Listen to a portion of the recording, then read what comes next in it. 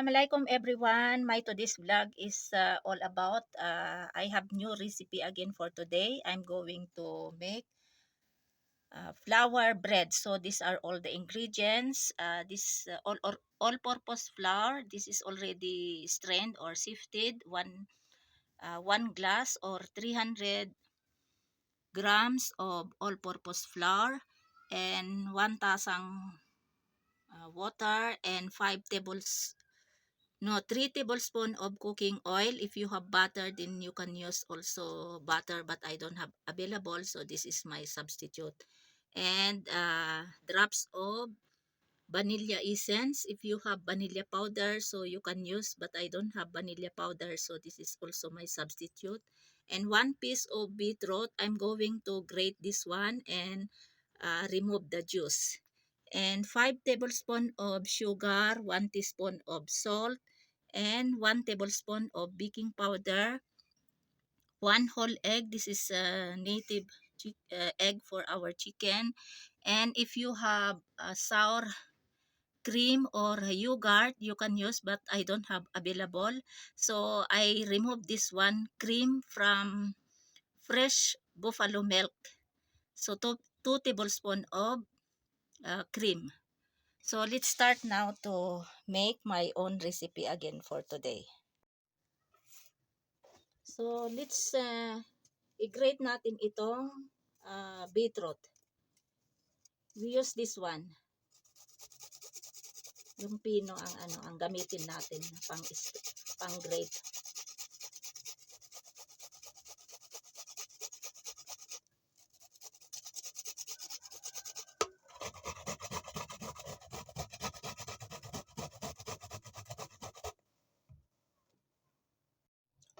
So ito na yung na grate ko na beetroot.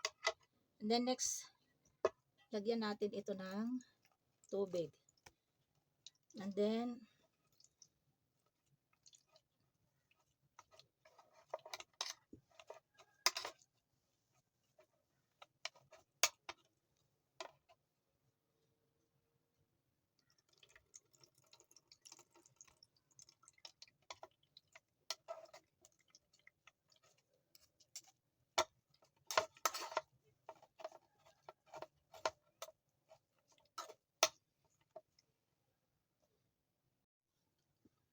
ayan, ito na yung tubig na na-strain ko.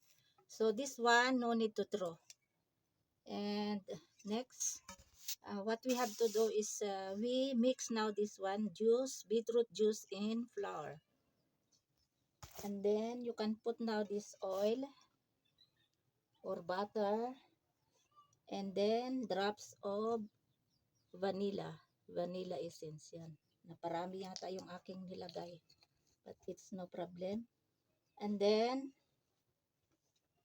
1 whole egg. Ayan.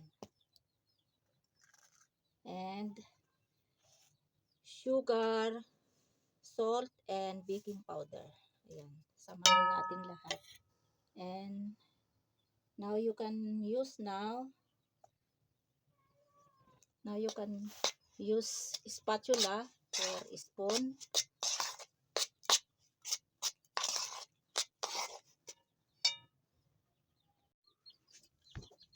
So ito na Kaya lang masyadong basa yung mixture, kaya dagdagan ko ng I will add more all-purpose flour.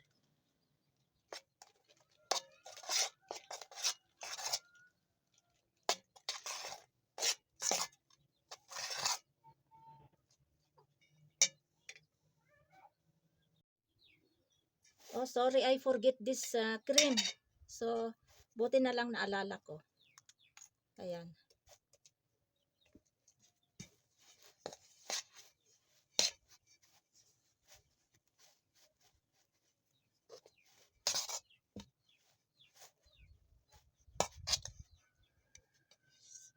We add more all-purpose flour kasi basa pa yung yung dough.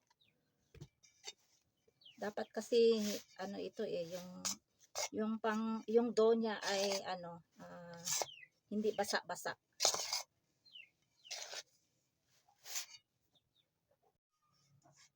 So ito na.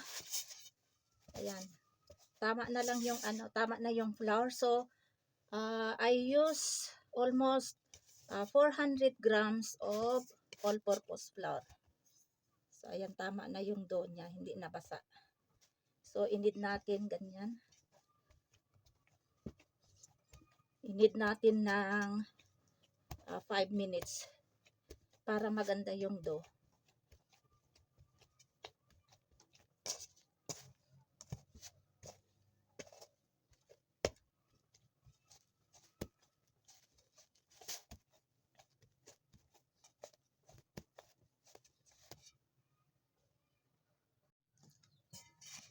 So ito na yung dough na namasahe ko na ito for almost 6 minutes. Ayan. Ito na yung dough. And then cover natin ito ng plastic.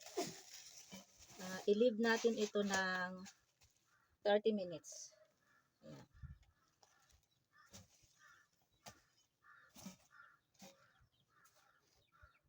I boiled 3 medium size of potatoes. So this is already cold.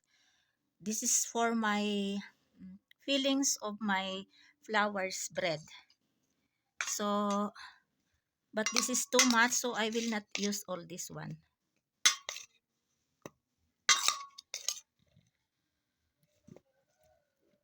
Ayan. So I think this is enough.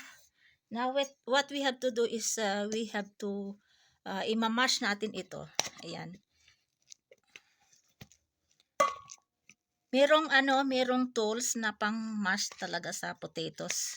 Napanood ko sa sa YouTube. But I don't have, so we use this glass or anything tools you can use also for mash these potatoes. Ayan, imamash natin ito. Ayan, na-mash na masyado, oh. 'Di ba? Maganda yung pagka-mash using this glass, steel glass.